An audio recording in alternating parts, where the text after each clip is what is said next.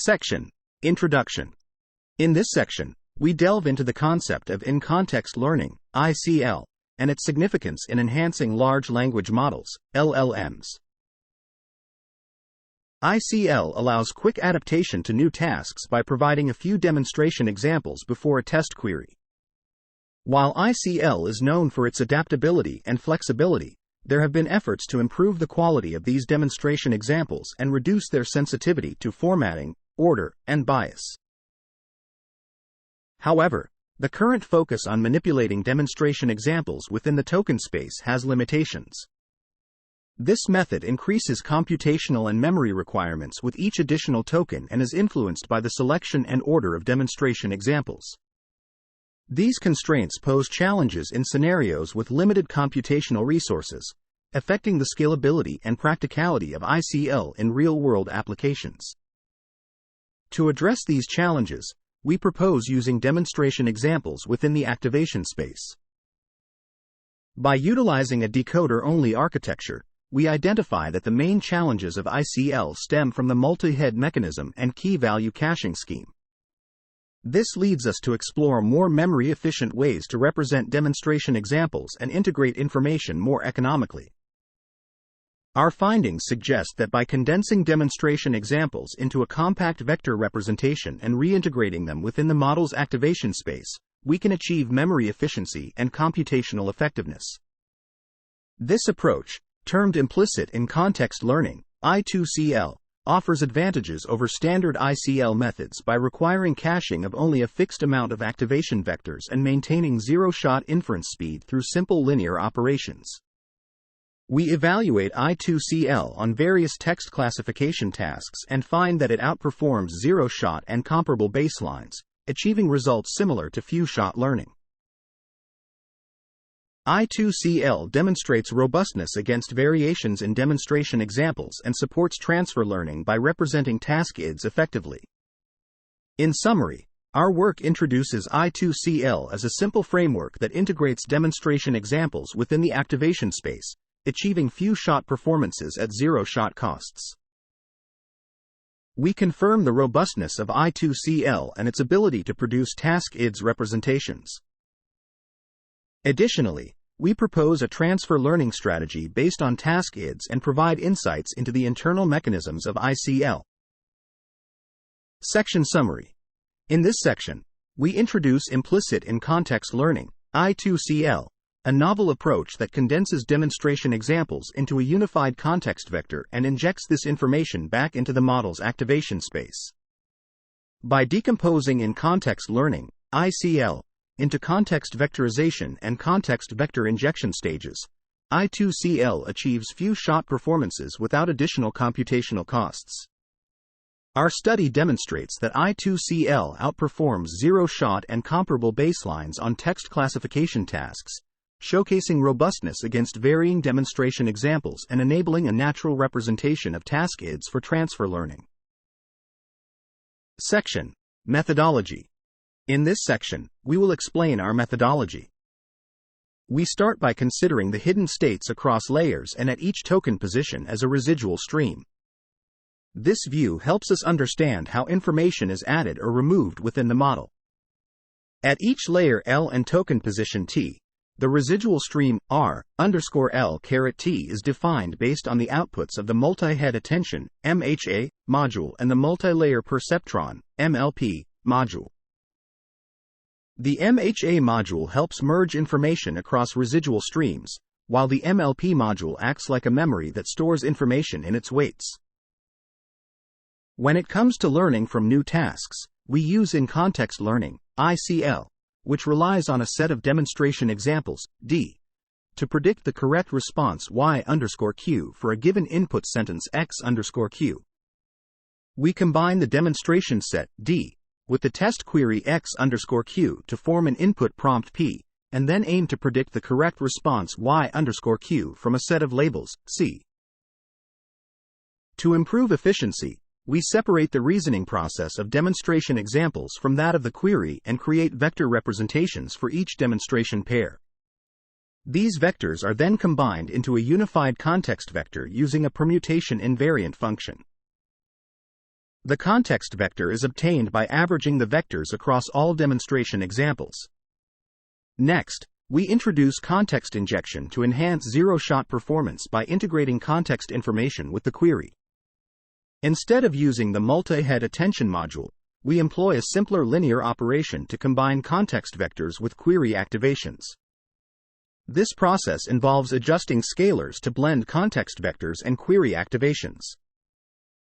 By applying this method to all residual streams of a query, we can improve performance without significantly increasing computational overhead. Overall, our approach of vectorization and injection of context information helps improve zero-shot learning performance without compromising speed or memory usage. Section Summary. In this section, we adopt a mathematical interpretation that views hidden states across layers and token positions as residual streams, allowing for the addition and deletion of information within them through attention heads and multi-layer perceptron modules. We introduce In-context Learning, ICL, which leverages demonstration examples to predict correct responses for unseen tasks by concatenating the demonstration set with a test query and predicting the response from a set of discrete labels. To enhance zero-shot performance, we introduce Context Injection, I2CL, which integrates context information with query activations using a linear operation, achieving efficient inference speed and memory usage comparable to standard zero-shot learning. Section: Noisy Self-Calibration. In this section, we propose a method for noisy self-calibration. We aim to estimate linear coefficients using a gradient-based approach on demonstration examples to have better control over information fusion.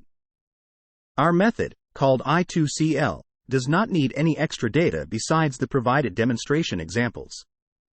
We start with initial values for the coefficients and update them to minimize the complexity of label tokens.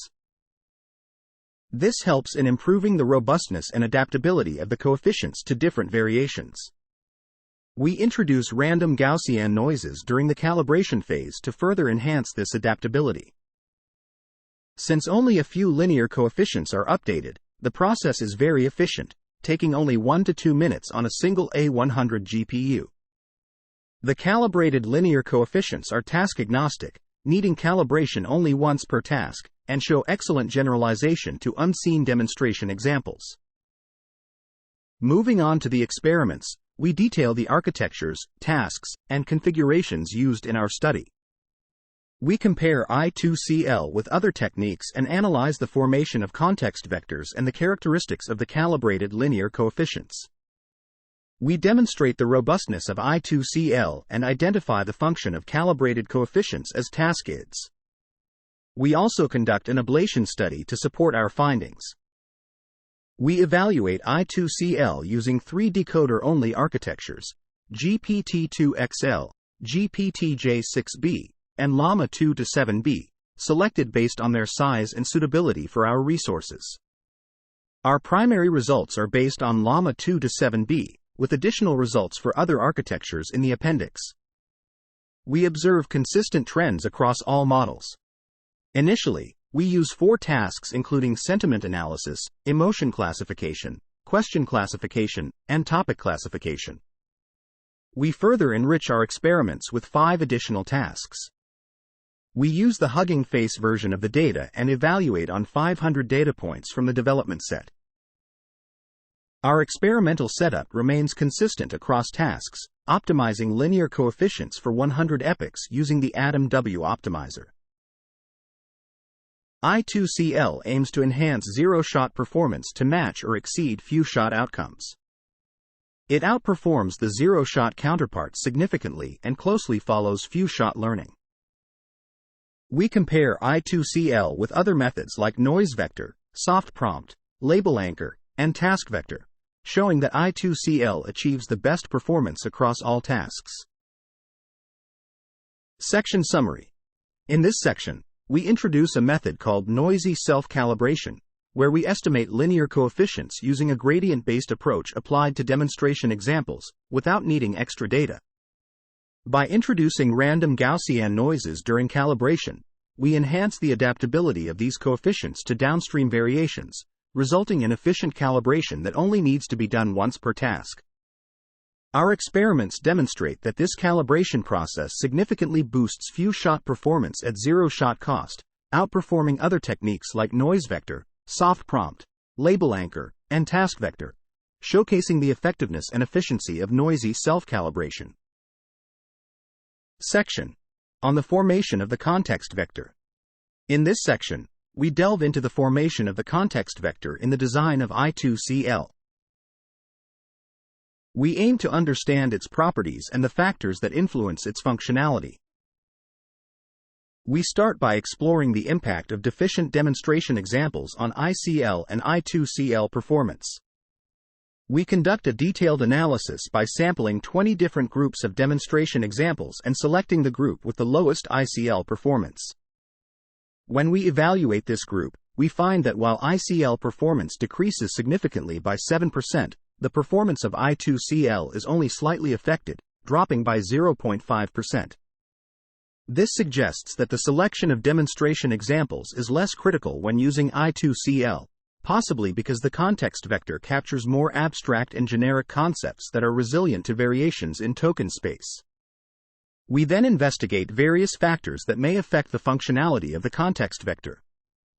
We experiment with different variations of demonstration examples, such as random label pairing and random token permutation, to see how they impact the context vector generation. We also explore the importance of formatting tokens in demonstration examples. Our findings show that input label mapping relations have minimal impact on context vector formation, similar to observations in ICL. However, these mapping relations are crucial for calibration purposes, as using random input label mapping during calibration can undermine the functionality of I2CL. Additionally, we discover that word sequence plays a vital role, as randomly permuting input sequences leads to degraded context vectors and lower I2CL performance. Lastly, we observe that formatting tokens significantly contribute to performance, as removing them results in a noticeable drop in performance. Moving on to the analysis of calibrated linear coefficients, we investigate their properties to enhance our understanding of I2CL's internal mechanisms. Despite the context vectorization and calibration process being demonstration dependent, we find that the calibrated linear coefficients are generalizable and only require calibration once per task. We evaluate the coefficients on new context vectors generated from unseen demonstrations and observe that they generalize well. This generalization capability is attributed to the robustness of the context vector against token space variations and the sufficiency of calibrated linear coefficients to uniquely represent a task. We further explore whether calibrated coefficients alone can serve as task IDs by concatenating them across layers and visualizing them using t-SNE. We find that the calibrated linear coefficients cluster tightly for instances of the same task, indicating good generalization capability. We also observe potential transferability among tasks, where transferring context vectors and calibrated coefficients can enhance performance on new tasks. However, we note that transferability is asymmetric among different tasks, and successful transfers in one direction may not guarantee success in the opposite direction. Lastly, we introduce a transfer learning method for enhancing new tasks using existing anchors in I2CL. By computing cosine similarities between calibrated coefficients and updating context vectors based on weighted averages, we demonstrate the effectiveness of this method through empirical results. Additionally, we explore how context vectors are injected into the residual streams, revealing a nuanced control over the information injection process in I2CL. Section Summary. In this section, we analyze the formation and properties of the context vector in I2CL. We find that deficient demonstration examples have a minimal impact on I2CL performance compared to ICL, suggesting that I2CL is more resilient due to the emergence of abstract concepts in the context vector. Additionally, we explore factors influencing context vector generation, such as random label pairing, random token permutation, and the inclusion of formatting tokens, showing that calibrated linear coefficients are generalizable and can embed task semantics effectively. Section: Ablation Study. In this section, we conducted a thorough ablation study on our module, layer, and token position of injection, as well as the noise scale. We also explored different vectorization and injection formulas to explain our design choices. Our target module I2CL extracts and injects activations in both the MHA and MLP modules. To understand each module's contribution, we tested using MHA or MLP independently and also considered using the hidden state at each layer. Extracting and injecting context vectors at either MHA or MLP proved beneficial, with MLP showing a clear advantage. However, targeting the hidden state did not lead to improvement. Our target layer I2CL covers all layers in a large language model, LLM, simplifying the setup and improving performance. Dividing the model into early, middle, and late layers showed that injecting across all layers boosted performance, emphasizing the importance of combining information at all abstraction levels. Regarding injection position, by default, I2CL injects context vectors into all residual streams during inference. Testing injections at random, first, and last residual streams showed that injecting at the end residual stream yielded the largest improvement. Evaluating the noise scale impact revealed that an appropriate noise scale improved performance, while an improper scale disrupted information propagation. For vectorization method, we treated each demonstration example separately and merged them using an average algorithm. Comparing different fusion strategies, the average operator performed the best. In terms of injection formula, I2CL uses a linear combination to blend context vectors with query activations. Simplifying the injection process to adding the context vector to the activation showed the best performance. We conjecture that allowing both addition and deletion of information is crucial for optimal performance. Discussing a hypothetical two-stage interpretation of ICL, we proposed a conceptual mechanism within ICL involving two stages for information integration. The end residual stream serves as an effective anchor for context information, enabling linear operations for information fusion. We believe that exploring other token positions and enhancing demonstration vectorization could improve our approach. Acknowledging our limitations and future work, we aim to extend I2CL to more complex tasks beyond standard classification. Accessing intermediate activations from language models may pose challenges with commercial models, and scaling our evaluations to larger models could provide further insights.